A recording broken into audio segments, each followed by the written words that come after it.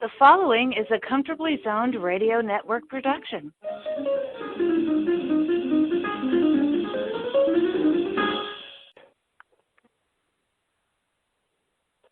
Hello, everyone. This is Rob Deininger with Comfortably Zoned Radio Network, and I'm here with Jack Degraw, and we're going to talk Yankees baseball, and, of course, we'll be discussing the Hall of Fame. How you doing, Jack? Good. How are you tonight, Robert? I'm doing pretty good. Been watching Derek Jeter make the rounds, giving the interviews, and he fell one vote short of being unanimously elected. But either way, he's in the Hall of Fame. Well deserved. Well, he was a no doubter. I didn't think, Robert, he'd get 100% of the votes, but I'm kind of shocked that he come within one of not being a unanimous choice. I like we talked off air, I figure it might be 3, 4, something like that. But the important thing is he's in, and we knew this for the last 15 years. He was a Hall of Famer. Yeah, and going over his postseason numbers, he played as many postseason games. It would equivalent to a season. So he basically played a whole season of just postseason games. To me, that's incredible. Yeah, I believe he only missed the postseason once. I believe that was in his last season, or once or twice. But it was just incredible. And I remember when he came up. He come up at a perfect time. He played great with the Yankees, but that's when, Tino played great in those years, and Bernie played great in those years, and Scott Brocious, and El Duque, and David Wells. The list is endless. It was like the perfect place at the perfect time, and, Jeter was a big part of all that. Yeah, in 16 years playing postseason ball, he scored 111 runs, which I think is a postseason record. Got 200 hits, which I think is a postseason record. 32 doubles, 5 triples, which is a postseason home record. 20 homers, 61 RBIs, and a 308 batting average in the postseason. Just remarkable. Yeah, just a special talent, a special player. And, he's probably like one of the most popular players in the history of the game. He's right up there with Babe Ruth and Mickey Mantle. And, everybody knows who Derek Jeter is. Yeah, I got this picture of him staring at the monument wall of like Ruth, DiMaggio, Garrick, Mantle, and in the middle is an empty spot, and that's where his plaque's going. It's an old picture, but it's pretty cool to think all the legendary Yankee numbers are single digits, really. With Jeter 2, Ruth 3, Garrick 4, DiMaggio 5, Mantle 7, Berra 8, Maris 9. Yeah. And he's right up there with all of them. It was a big thrill just be able to watch him grow through the years. I feel very fortunate. I'm down here in Tampa, and I remember in mid-January he'd be over there getting ready for the season at Himes, and it's a great memory. Being able to say I play. Mariano, I saw an interview he gave, and they came up in the minor leagues together. Mariano said, when I first laid eyes on Derek, I was like, oh, my God, that kid's skinnier than I am. And Mariano, was a small guy. So Jeter was awfully small for his size, but he filled out nicely. Well, I believe that, the first year down here in Tampa, he was homesick in the Gulf Coast League.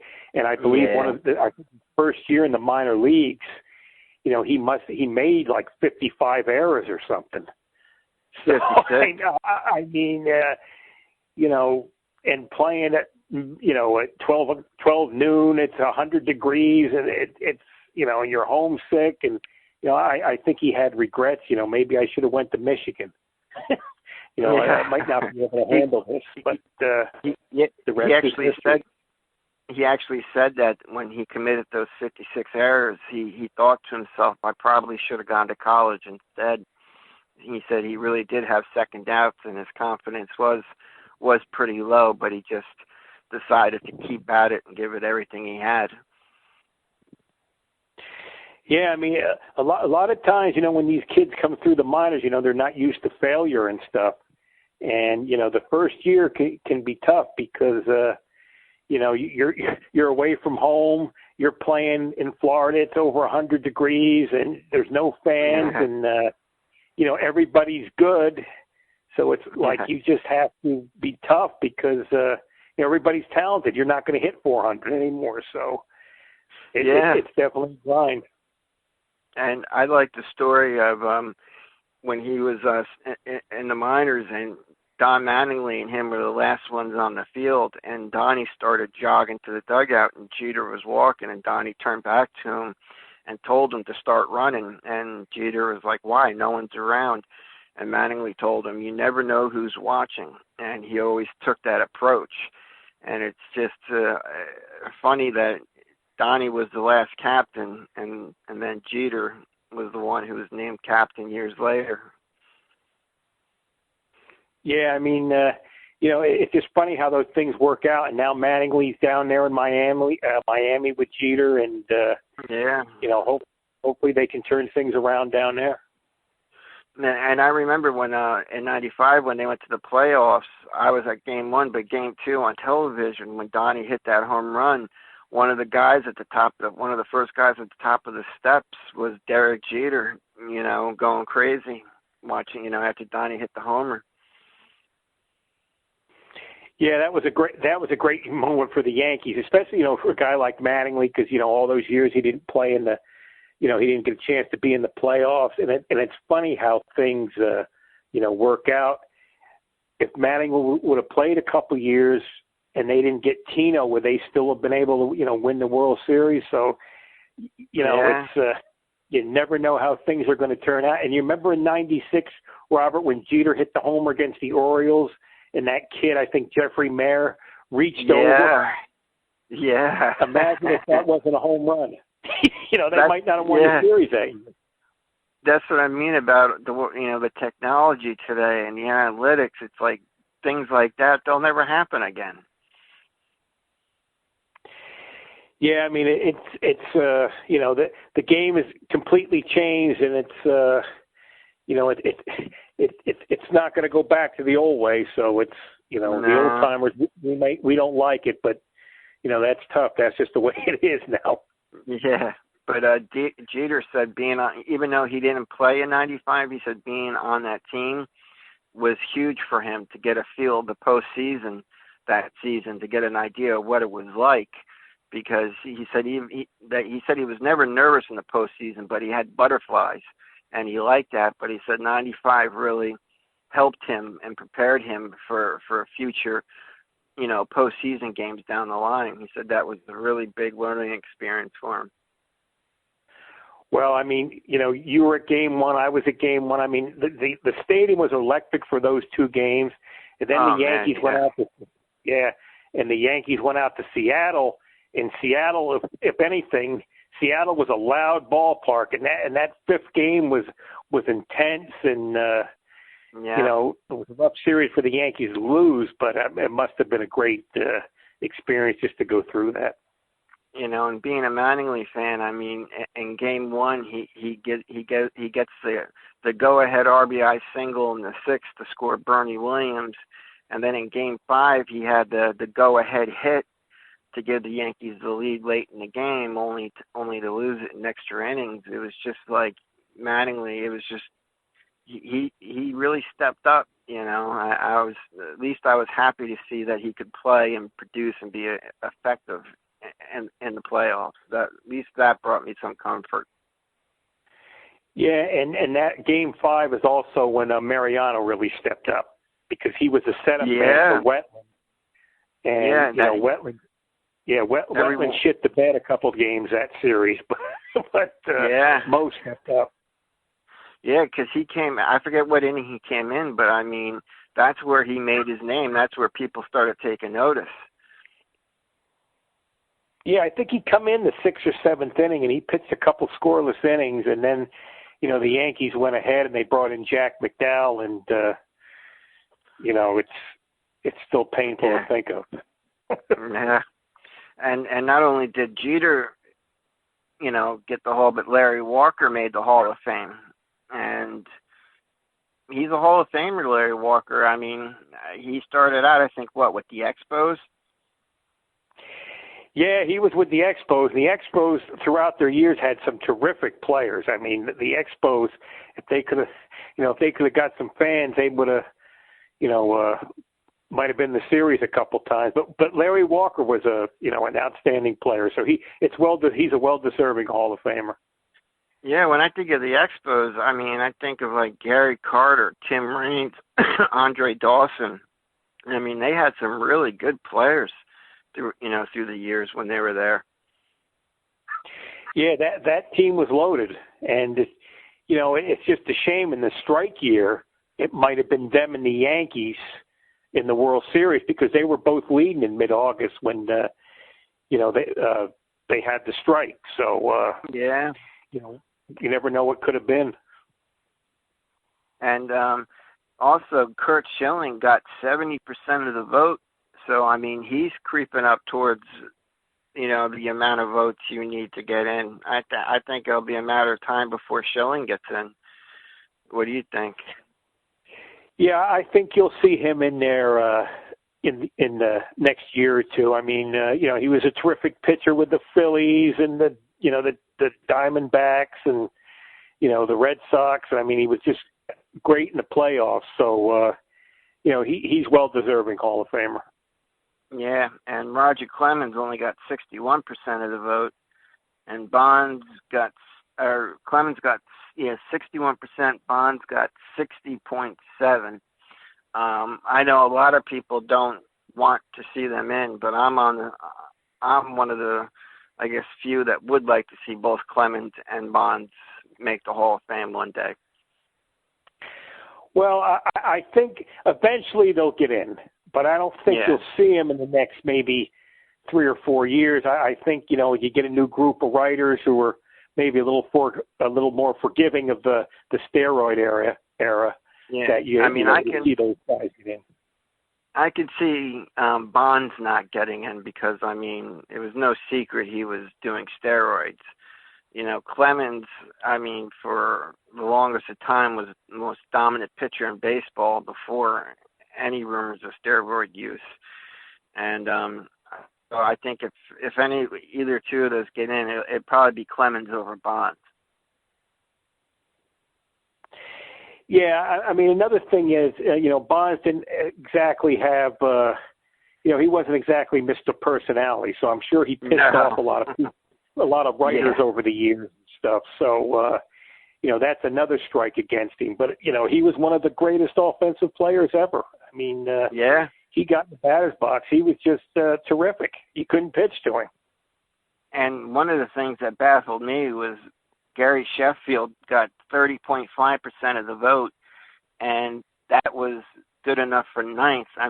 Billy Wagner, Scott Rowland, Omar Vizquel all got more votes than Gary Sheffield. And Gary Sheffield, to me, is a guy who belongs in the Hall. He hit over 500 home runs, 509 to be exact. And I think he finished with a career .292 batting average. And he had over almost 27 hits. Well, I consider Sheffield a Hall of Famer, too. To me, he hit the ball. Him and Winfield hit the ball harder than anybody I ever seen. He's got a World Series title. He was in the playoffs. He's got over 500 home run. But I think the thing is with him, he spoke his mind. Yeah. And he played for a lot of teams, and he was very outspoken. I'm sure that turned a lot of the writers off, and maybe he might have got blackballed there in the end from baseball. He probably could have played another year or two. So, if you rub people the wrong way, it could come back and bite you. But I think Sheffield's a Hall of Famer. With the Yankees, he was terrific. Yeah. I mean, and this is a guy who played 22 years, and in those 22 years, only twice did he have more than 40 home runs. So it wasn't like this guy was jacking the ball out of the park like Bonds or some of the other guys that were. I mean, he was a legit line drive hitter. Yeah, I mean, he wasn't all strikeouts or home runs. I mean, the guy, when he had to, you know, he would hit a single or a double and stuff like that. So, you know, he'd shorten his swing a little bit, and, you know, he'd come up as a shortstop. And I remember with the Yankees when he hurt his elbow or shoulder. I mean, he had to catch fly balls in right field. He couldn't put his hand above his shoulder. He had to catch the ball at his side. So, you know, Another remarkable thing is Gary Sheffield in his entire career never struck out more than 100 times. The most he ever struck out in a season was 83 strikeouts in 2004 with the Yankees. But otherwise, he never had more than 100 strikeouts in a year. Well, I never realized that. So there's another thing. I mean, he walked a lot. He was always on base. He didn't, you know, so he was just more than a home run hitter. And I'm kind of shocked, you know, he's not even like, you know, even close to getting elected to the Hall of Fame. And I mean, I hope eventually he gets in.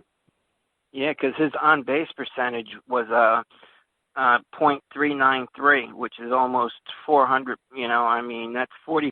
He was on base 40% of the time. I mean, that's pretty high to go along with the 292 batting average. Yeah, like I keep saying, I mean, the guy was he was one of the best players in the game during his prime. He was one of the best players in the game. Yep. So I mean, he had 467 doubles, 27 triples, and over 500 home runs. He got on base. He produced. He drove in runs. I mean, hell of a hitter. And he did lead the league in batting average one year, and that was in '92. I think it was suspended. I think he got suspended that year. Well, no, he had 618 at bats. I don't know if that was a strike shortened season or what it was. Or well, 93. I'm sorry. Yeah. Yeah, that was the strike season. I think the thing is, Robert, he had he allegedly caused some problems with all the teams, a lot of the teams he was with. I know with the Yankees, they loved him. There was no problem there. But, yeah, you know, I think it was more off the field stuff, because on the field stuff, you know, he was a Hall of Famer. And I know he used to train sometimes with Bonds in the off season. And there was allegations of Chef using, you know, steroids and stuff. But, you know, allegations is not the same. He was never, you know, they never found anything that he did. So he didn't, as far as they're concerned, you know, the allegations are just that. There's no proof that he did it. So if there's no proof, I don't know. And Andy Pettit, he got only 11.3 of the votes, and Alfonso Soriano got 1.5, and Giambi got 1.5. Well, then again, I mean, you know, Pettit was an outstanding pitcher. He won over 250 games, 19 games in the playoffs. We talked about that last week. But I mean, Giambi, I believe he had 450 career homers. He was an RBI guy. He was an outstanding offensive player. And Soriano too. I mean, he come up as a second baseman and moved to the outfield. He had like 410 home runs or so.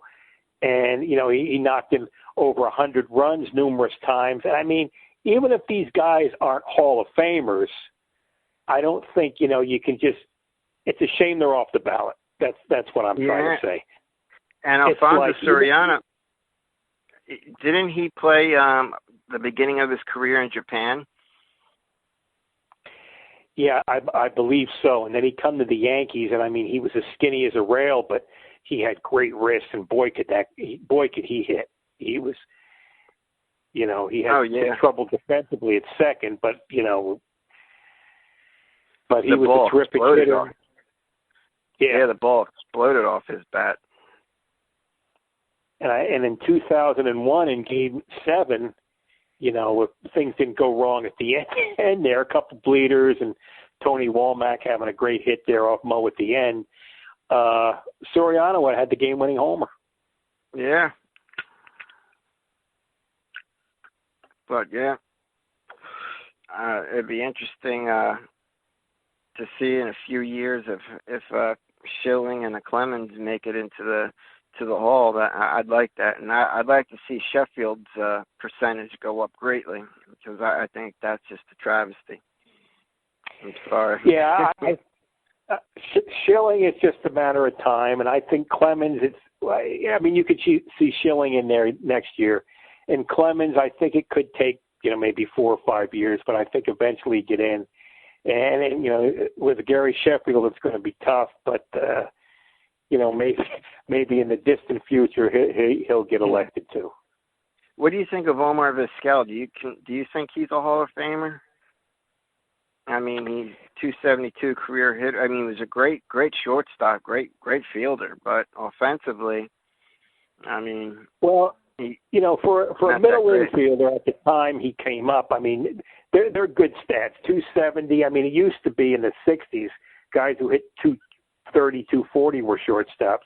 But, I mean, the thing with him, he was a magician with the glove.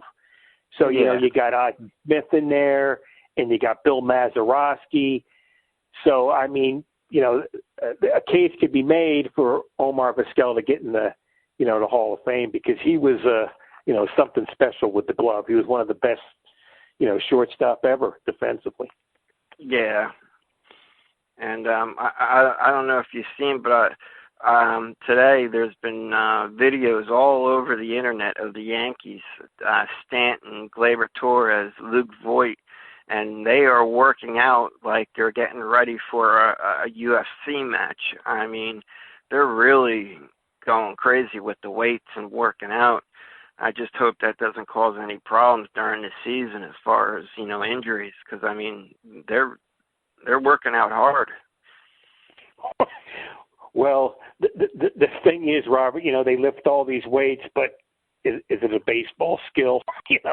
And with all the injuries going on, and the thing that happens to a lot of these guys, they work out with weights all winter, and then you come to spring training and you work out with weights, and then when the season starts, you're so preoccupied, you're flying, you're playing games, you're always doing things. You don't really work out too much with weights. Yeah. And then by, mid-May, it's like all the work with weights you put in the off season, that starts to wear off, and then, you could start having injuries. And I mean, that's what happens to a lot of guys. I mean, they can lift five tons, but they get hurt running the ground ball out to first. So, Yeah, I don't know. I've said this before. Pete Rose said once the season was over, he put down the baseball bat and didn't touch it again until spring training. He said he might have played tennis or played some kind of pickup sport, but other than that, he didn't do anything. He said to him, spring training was a time to get in baseball shape. But now you got players working out year round. Yeah, well, even when like Rose played, and even before that, guys had to work in the off season.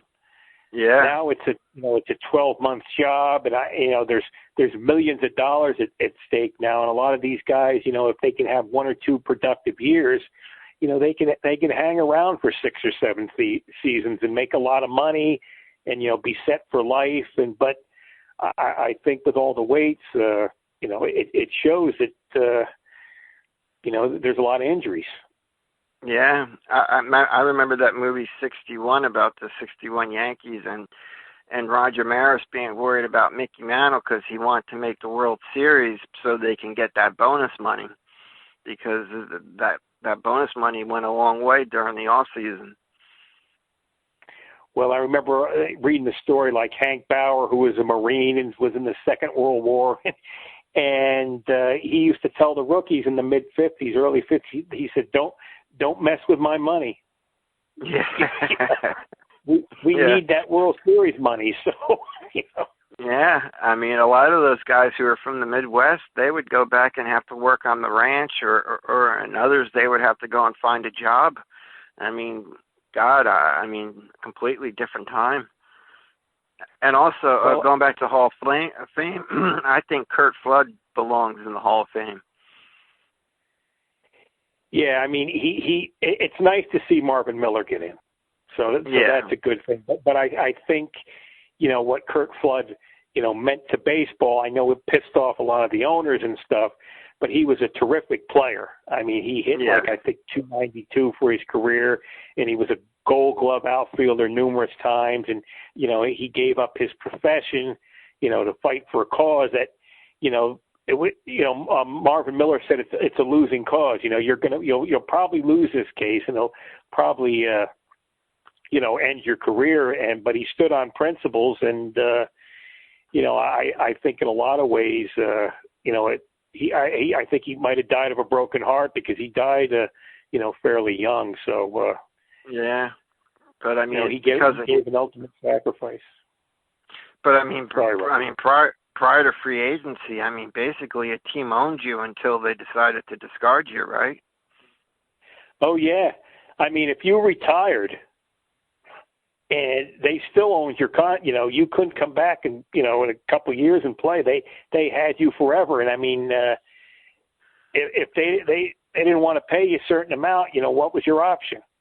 There was no other place to go. I mean, so I mean, the owners had the players by the balls, and then the players turned it around, and now it's once you make the big leagues and have great some great stats, you'll make a ton of money, but the owners are making billions, and the players are making millions, and the guys in the minor leagues are making enough money for a Subway sandwich. Yeah. Yeah. And we got pitchers and catchers reporting shortly, right? That's coming up soon. Yeah, the Yankees will be in here on February 12th. The full squad's the 18th. And there's a couple guys down here, now working out.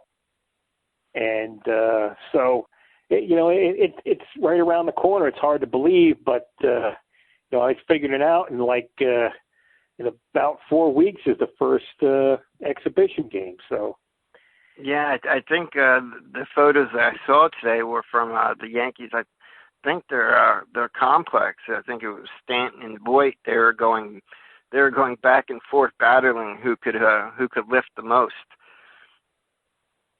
Stanton actually was bench pressing some woman in the clubhouse. But then they get hurt. Then he gets hurt running the first base. So, yeah. Yeah.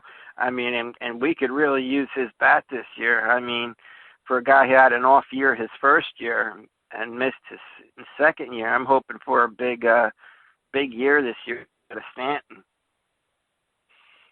Well, if he's healthy, I mean, he's an outstanding talent. He can give you 50 homers and 130 RBIs, and I mean, as good as the Yankees were last year, imagine now if he could stay healthy. I mean, it's similar to A-Rod. I mean, Stanton still had a nice year, 33 homers and 100 RBIs, nothing to sneeze at. But if he can get to where he was in Miami, it's just like it's ridiculous. And Gleyber Torres last year really surprised me. I mean, I expected him to make a slight jump, but I mean, he really showed that he's capable of much more. I mean, so be interesting to see what kind of year he has if he continues to get better, because I mean, he's a perfect guy to have at the top of the lineup to set the table, whether you're batting him 2 or 3. Well, I mean, with the lineup they have, and they all complement each other, and getting Cole as a pitcher. I mean, Robert, they could win 100 112 games or so. I mean, it's just ridiculous. But it'll be interesting to see how it all pans out. I proposed. I put on a Twitter poll yesterday. Would you trade Clint Frazier and Miguel Andujar and a pitcher to be named for Nolan Arenado of the Rockies, the third baseman of the Rockies? And a lot of people said yes in a heartbeat. Well, Arenado is one of the best fielding third basemen ever. I mean, he's just incredible defensively, and an outstanding hitter. But I mean, you can have just so much, right? Yeah. The big thing now is just like, just keep the pitching staff healthy, Yeah. And but yeah, I mean, if they could get him, great. Yeah, I mean, we do have some chips to trade. The thing that worries me, I'm more worried about injuries in the outfield with Stanton, Gardner, and Judge. I mean, they've shown over the years, especially Stanton and Judge, that they'll miss some time due to injuries. And I wonder if the Yankees, if they can pull a rabbit out of their hat like they did last year, if they make a trade, because they got to do something with Clint Frazier at some point. Yeah, I mean, you just can't let him waste away in the minors, and they got Talkman. That's a good guy to have. And I heard, I don't know if they're going to sign Maben. I haven't heard anything about him. Yeah, he's still a free agent. But I think he would love to come back to the Yankees, though.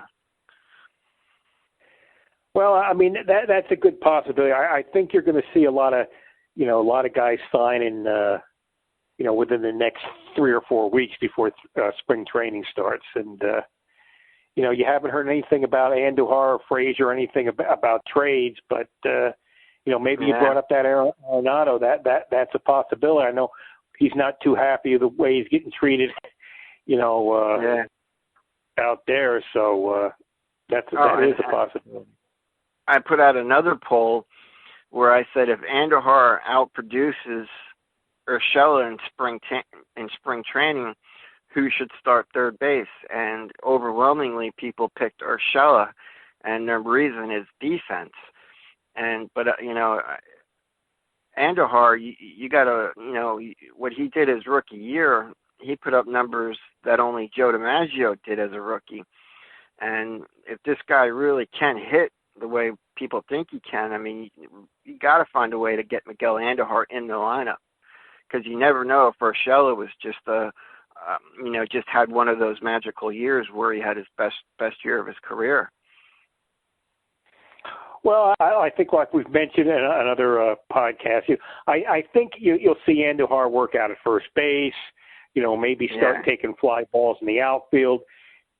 Tyler Wade's another guy who, in an emergency situation, can play in the outfield. So, with Andujar's bat, I'm sure they'll find a way to get him in the lineup. And the way the Yankees drop like flies, he might be playing a lot more than we talk about. Yeah, because he hit 47 doubles his rookie year with, I think, 25 home runs and batted .292.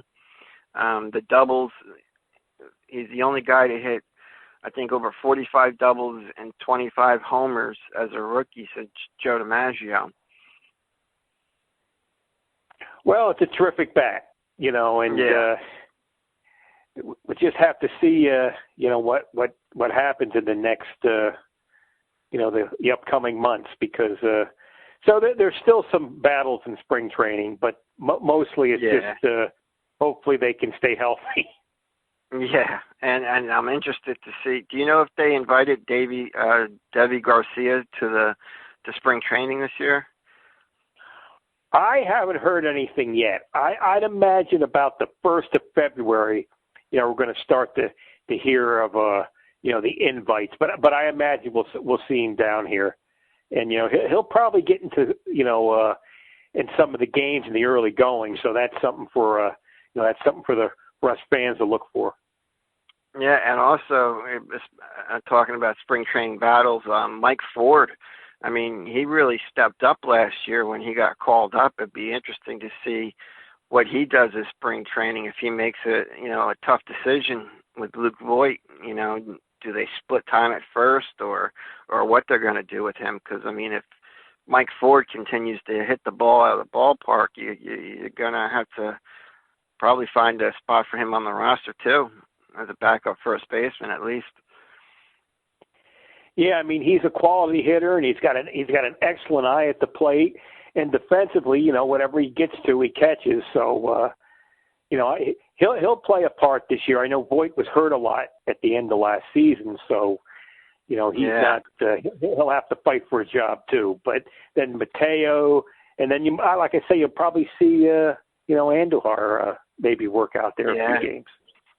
And I really like that guy Estrada when he filled in for a while last year. I mean, everyone said he was good defensively, but offensively he did a pretty good job. So he's someone who could be competing for an infield spot if someone gets hurt. I know they like Tyler Wade because of his versatility, but Estrada was pretty impressive too. Yeah, the games he played, I mean, he did well offensively, and he looked good defensively. But I think Wade's going to be the utility guy, and then if Wade gets hurt, you'll probably see Estrada, and I'm sure Estrada will be up at some point during the season. I know the Yankees were very high on Tyler Wade. They wanted him to be that super utility guy that Ben Zobrist was for the Cubs when they won the World Series. They picture him playing all over the field, and it's just that I think he's got to be more relaxed at the plate. It seems like he's trying too hard sometimes at the plate instead of just letting the game come to him. Well, I know at the end of last season, he played a little more and he looked a little more confident and he hit a little better. But I mean, to be more, to play more, he's just got to hit better. So, I'm sure he'll get a lot of games in spring training. And Estevan Florel, he was what, in Double-A last year? Yeah, he needs, he needs at-bats, because he still doesn't recognize pitches. He swings a lot of bad pitches. And, he'll probably start out, he'll play a lot in spring training, but he'll probably start out in Double-A, and then at some point in the season, you'll see him in, Triple-A. But, hopefully they'll work with him because, he needs work on his pitch selection. But, the talent is all there. I mean, defensively, he covers ground. He can run like a deer. But, being a great athlete and being a skilled player or being a baseball player are two different things. Yeah, because with Aaron Hicks he's gonna be out most of the season, and if Gardner goes down, it'd be nice to have a solid outfielder that can come in and have some range out there in center field. And if he's gotten better with the bat, he could be someone you could look at. Yeah, he's got quite a ways to go offensively, but I'm glad we got Tauchman. that's a good thing. Yeah. Tauchman. I mean, I was surprised. I mean, Cashman, you got to give him credit. He found a few gems. I mean, Tauchman was huge down the stretch for the Yankees, and he's a left-handed hitter, which is something we don't have many of. Yeah, they picked him up, like the last week of spring training, Tauchman. I mean, so, the scouts are going around all these games, and, the Yankee, Cashman and the whole crew, they've done a great job, picking guys out that, you haven't heard anything about. Yeah, I mean, Tauchman, I was surprised. I mean, he's aggressive at playing defense. I mean, he gets to anything that's even remotely close to him. Well, the good thing, he's good at all three outfield positions. I mean, usually guys who play center and left, they struggle in right field, but he does well at all three positions. So and he hits well too. I mean, in the minor leagues, he hit over 300 and like 2,400 at bats. So and he hit well last year the Yankees. So that's like we keep saying, that's a great pickup. And I'd like to see Gary Sanchez make it through a season healthy. I'd like to see what he can do with the full season under his belt. Because I think he hit 37 home runs last year, and he missed like a month of the season. Yeah, that's a big question if he can stay healthy. I mean, I think you're hoping for maybe 100, 125, 130 games for him, and maybe DH it a little, and I'm sure you'll see Agassiotta in there, and a few of the other catchers they picked up. And Robert, I just noticed the other day the Yankees signed Adam Warren last month. Oh, that's right. He used to pitch for the Yankees, right? Yeah, a couple of different occasions. I mean, I liked him with the Yankees. He could start, and be a reliever. He was signed just before Christmas, and I didn't even pick that up till a few days ago. Yeah, you can use them in multiple different spots, through the game. I mean, you can bring them in early, middle, late. So, I mean, if he has anything left, we'll find out. They'll find out if he's got anything left in spring training. Yeah, and I saw a video today too about Jordan Montgomery working out, and I guess the reporter said that Jordan Montgomery feels extremely good and is looking forward to winning the fifth spot in the rotation.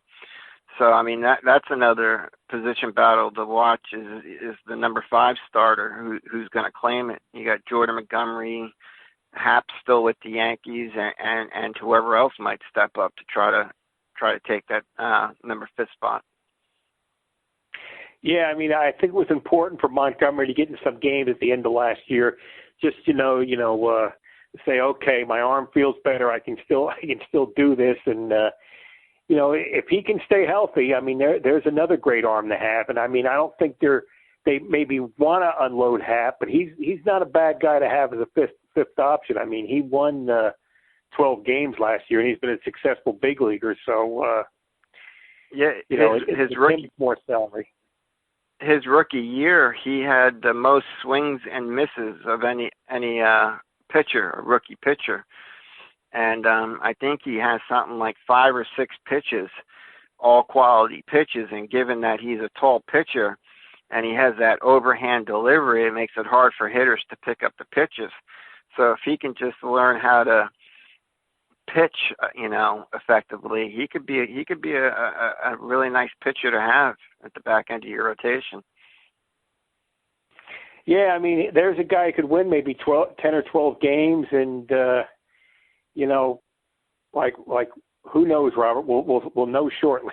Yeah, because last year when we were talking before spring training, I thought that I said that I thought Montgomery would take that next step. He won 12 games as a rookie, and I thought I was looking for him to win up to 15 games last year, but he got hurt.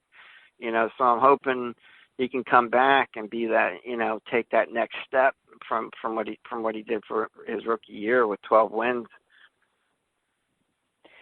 Yeah, I mean, he come out of nowhere. I remember seeing him down here in Tampa.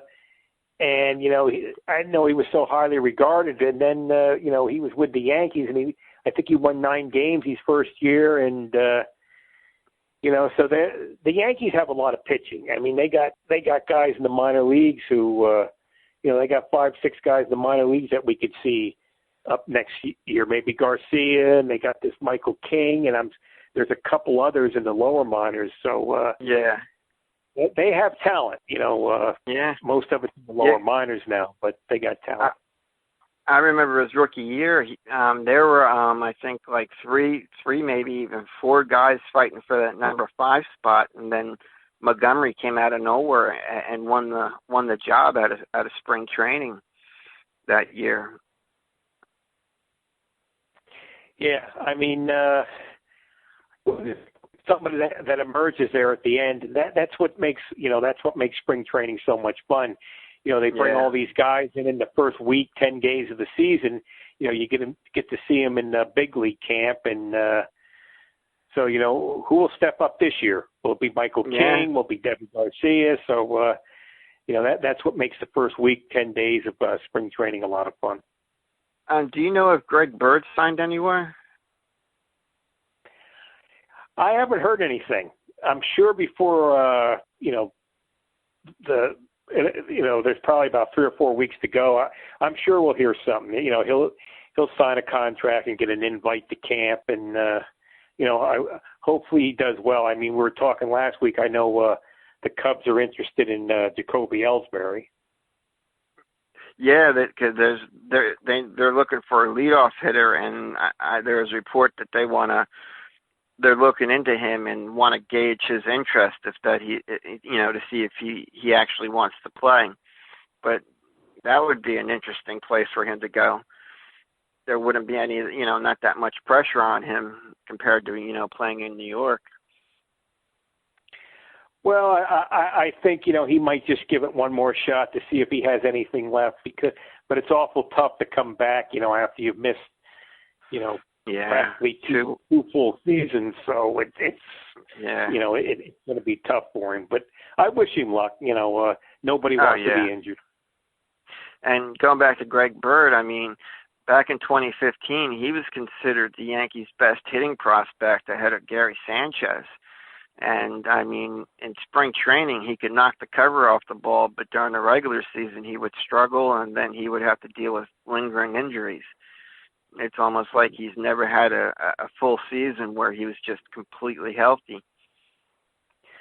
Well, I think, the initial injury, you have that, ankle injury, and, those things, maybe he never recovered. Maybe he's not. Yeah. He was never 100% when he come back, but he's missed a lot of time. Hopefully, he's rehabbed this winter, and he comes to some big league camp and wins a job somewhere.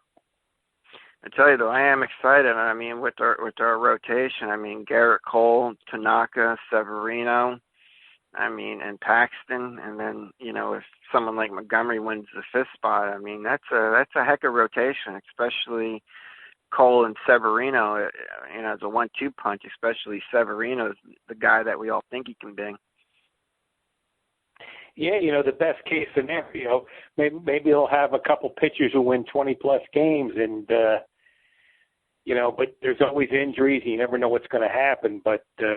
They're solid all over going into the season, and Yankee fans, World Series or bust. That's pretty much what it is. Yeah.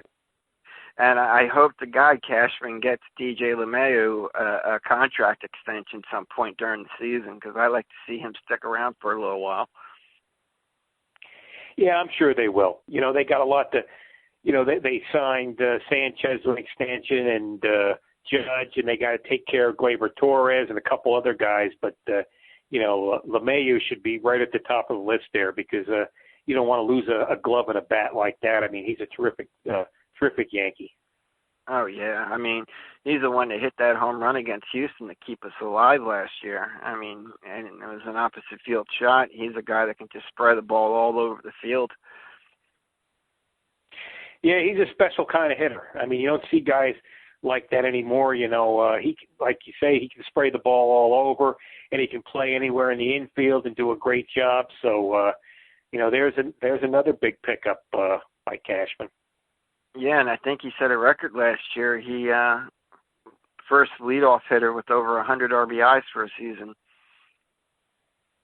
Well, the Yankees have met on base all the time, and the lineup is just loaded from 1 to 9, so there's no spots a pitcher can rest. And is this Tanaka's last year of his contract? I believe I believe it is. Yeah, I think it might be. I know. You've been worried for years about. If he would need Tommy John surgery. I think this has been going on for 3 years, but he hangs. When the big games come up, still effective. It's amazing during the regular. during the regular season, he has like 2-3 good games in a row, and then he has 2-3 subpar games in a row, and back and forth. But then come playoff time, he's Tanaka the ace.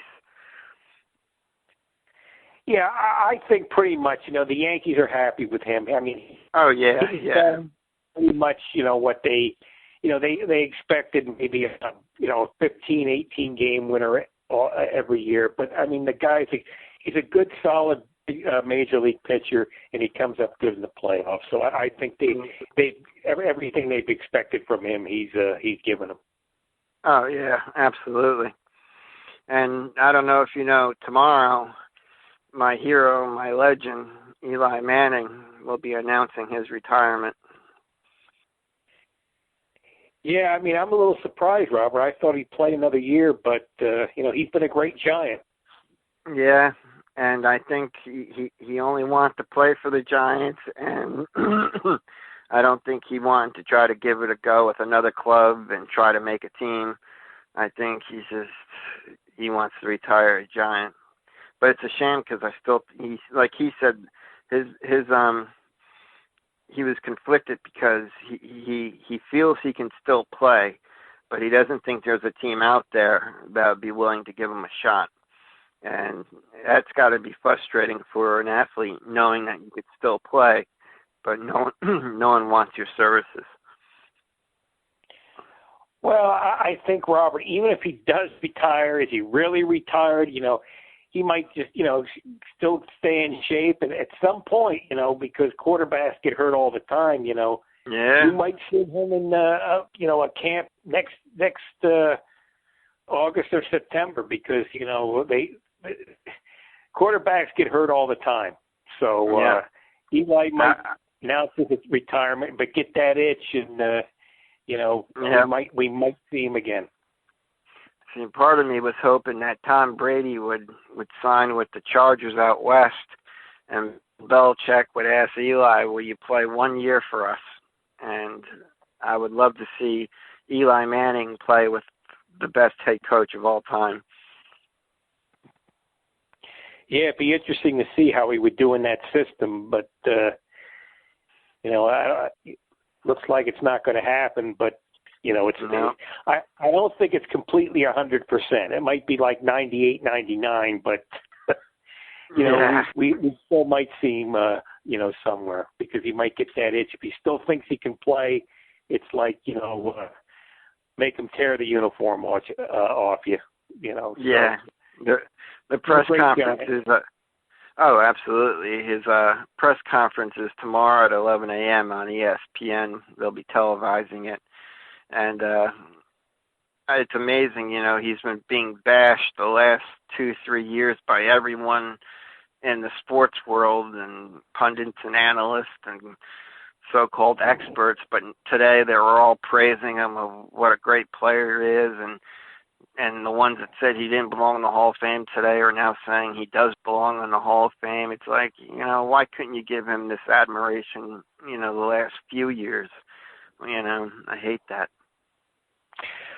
Well, I think the thing, Robert, I mean, these guys, they have a show 5-6 days a week, and sometimes you just don't have anything much to talk about. Yeah, so you gotta, create some news. You got 2-3 hours to fill or a half an hour show every day, and there's sometimes just nothing going on. So you have to, a quarterback is as good as it's his team. He's going to elevate the team sometimes. But unfortunately, the Giants have had a lot of weak teams a lot. Yeah, they've had a lot. They did him no favors by surrounding him with talent. I mean, they did a really bad job of that. And I kind of feel bad for him because they wasted the second half of his career. I mean, it's a shame because he's going to finish with a 500 record. And, I mean, the last 5 or 6 years, I don't know, the Giants must be like 25 games under 500 at least. I mean, it's just, it's been a shit show with what it's. And in 2016, he went 11-5. And if he would have retired then, he would have been 15 games over 500. But in 2017, they went 3-13, but that was because he lost his entire receiving core, and his offensive line couldn't block. And then 2018, they went 5-11, and again, their offensive line was putrid. I mean, it was the worst offensive line I've seen him play behind. So those final 2 years brought his record to basically an even record, a 500 record. But it wasn't his fault. He was part of a horrible, horrible team for two plus years at the end. Yeah, they haven't done too much to help him, and it's just a shame. I mean, the Giants have been lousy, and the Jets looked a little come up a little this year. But great sports city, and your football teams are bad, and the Knicks suck, and the Rangers new buildings, so it's the winter months are rough. This is fun, Jack. Same time next week. Yeah, hopefully Robert will have some spring training invites, and when you got the Yankees, you always got something to talk about. Maybe some week we'll talk about the Horace Clarke years, and that might be interesting. But it's always a pleasure to talk to you. Oh, likewise. All right, Jack, and all our listeners, we'll see you next week. Take care.